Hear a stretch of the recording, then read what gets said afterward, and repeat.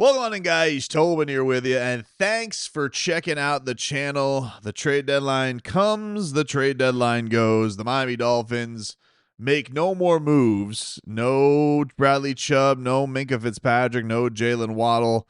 The lone move that they make at the deadline, of course, you guys know, Jaelan Phillips yesterday traded to the Philadelphia Eagles for a third-round pick. And the rest of the roster will remain intact as the Dolphins do not move on from any of their other players, which, look, I'm not mad about it. I'm not upset about it. I'm pretty numb to this season already because, this season feels like it's inevitably going to crash and burn already as it is. And there'll be time to make these moves. I mean, the Jaelan Phillips one probably was the one with the most pressure to get done just because of the timeline of it all. Maybe there are others that feel like, hey, Waddle can go have an amazing year and then you can deal him in the offseason. The reports were from several reporters nationally. Adam Schefter, despite getting calls on Jaylen Waddle and Bradley Chubb, the Dolphins did not make a deal before the deadline, opted to hold on to both. Jordan Schultz, the Broncos, and a few other teams reached out and monitored the Dolphins about Jaylen Waddle, but no deal got done. Miami's asking price was simply too high.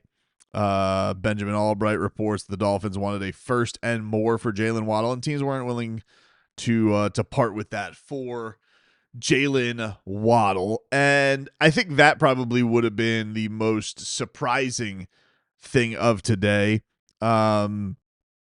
And probably would have gotten the Dolphins the best haul. Would have just getting a first sufficed in giving up Jaylen Waddle? I don't know. It probably depends on the team that you're doing it with, and if there's a chance that it maybe wasn't going to be a bottom of the barrel first round pick, maybe a team that was willing to risk it a little bit more.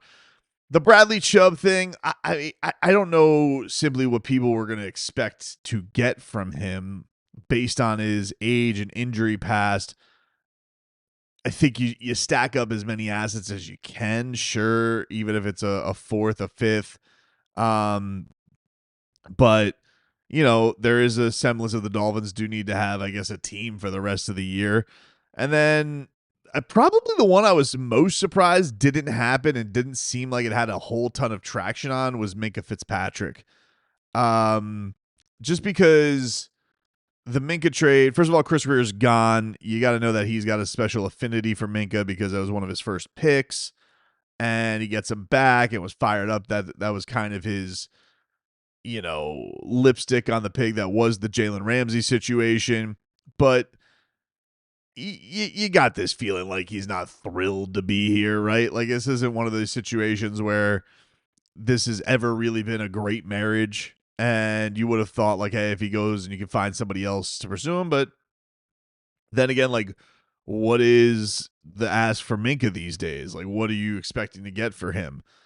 But I get the Dolphin fan who is frustrated because you saw today the Jets basically threw dynamite into their franchise, completely blew it up. They traded Quinnen Williams for a second and a first, second this year, and the better of the Cowboys-Packers picks from the Micah Parsons trade. So they get that. And then they traded Sauce Gardner for 2 first-round picks with the Indianapolis Colts, who go all in and decide that they're going to push some chips to the table. And so I guess the thing that's probably frustrating from the Dolphins' perspective is, okay, the Jets have now realized they're cooked and they're just completely taking a bomb to their franchise, and they're going to try and reset, see what they can do. The Dolphins are already sitting in this position very clearly behind the Bills, very clearly behind the Patriots. And, again, we're kind of just stuck in this what feels a little rudderless with the Miami Dolphins. They made such a big deal about firing Chris Grier, and I'm not here to tell you that I want Chris Grier around. I'm glad that they've moved on from each other, and the Dolphins are in this place. But the thing that's strange about it is, people around the team were making it seem like, oh, Champ Kelly is going to be working the phones. Chris Grier wasn't proactive about it. and that this new GM, he has the edict, go make deals, go make things happen, go get us some assets and collect. And it just, so you're just expecting a little bit more action, but true to the Dolphins form, when you expect something, they will underwhelm you. They will underwhelm you in what they're bringing back. So I don't know what would have been the best move as far as like resetting all of it, or what would have been the right thing. Because look, I think if Jaylen Waddle, if they do continue to crash and burn and Jaylen Waddle can have a good year, I do think that that's somebody you could still probably flip to somebody and get a pretty hefty amount in the offseason. There's not this great deal of pressure. You don't want to feel like you're selling low on him because he is just going to beef up his numbers, you would think, as the year goes on. So that's okay. Doesn't appear like they were really considering Devon Achane. Doesn't appear that they were going to move off anybody super, super young. The Chubb one's just surprising because that felt like the most common name that we had heard out of anybody. But now that Jaelan Phillips is gone, do you want to completely empty the cupboard of everybody when it comes to pass rush help? Unless, again, you're going to get your socks knocked off by one of these deals. That's probably why they did what they did. But it's hard not to sit here at the end of the deadline, be given the impression that the organization was given an edict to sell off, and really they just didn't do that much. Like they traded Jaelan Phillips, took on a brunt of his salary to get the deal done and facilitate, so you still had to even take it on the chin a little bit, whatever. And you're left with is this third round pick from the Eagles. So just a strange thing that we're sitting here, and it just feels like out of all the teams in the division right now, they're just the murkiest because, McDaniel's still around. Is this Champ Kelly going to be sticking around? You didn't really get this big impression of him. Like, this guy's aggressive. This guy, I guess we kind of got the feeling of like, it feels more like the way that he operated is, hey, if you get one that's too good to be true, then make the deal.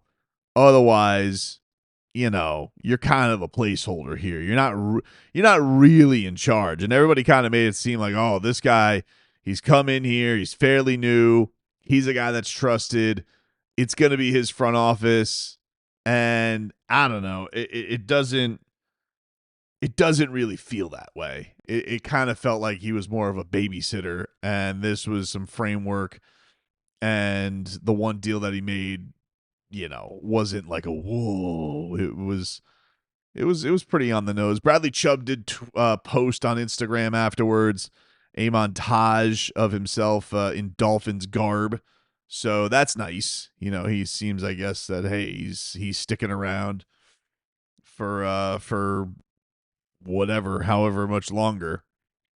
In the midst of all this, he's got like a little collage of all of his Dolphins photos, and he's sticking around, which cool. I mean, like, I don't have anything against Bradley Chubb. It's again, this isn't one of those things where I'm losing my mind over it. I kind of shrug my shoulders because it's like, oh yeah. They finally made the move. They finally moved on from Chris Greer, but didn't really. But and part of the reason was people made it seem like part of the reason was because Chris Greer wasn't going to do anything at the deadline, and the Dolphins still had a quiet deadline, especially comparing to the Jets, who are ready to just completely blow it to smithereens and be in a spot.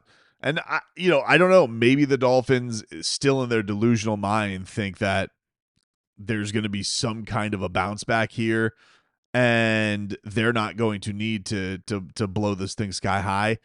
I don't know why they would think that. I don't know how they would think that, but yeah. I mean, this is certainly an underwhelming day. I just can't. It felt that way. Just like sitting there and I'm watching, and there was buzz about like the Dolphins and the Broncos, that the Broncos seemed like the team that was tied to Jaylen Waddle the most. You could see that they want to, probably, add more weapons, but alas, no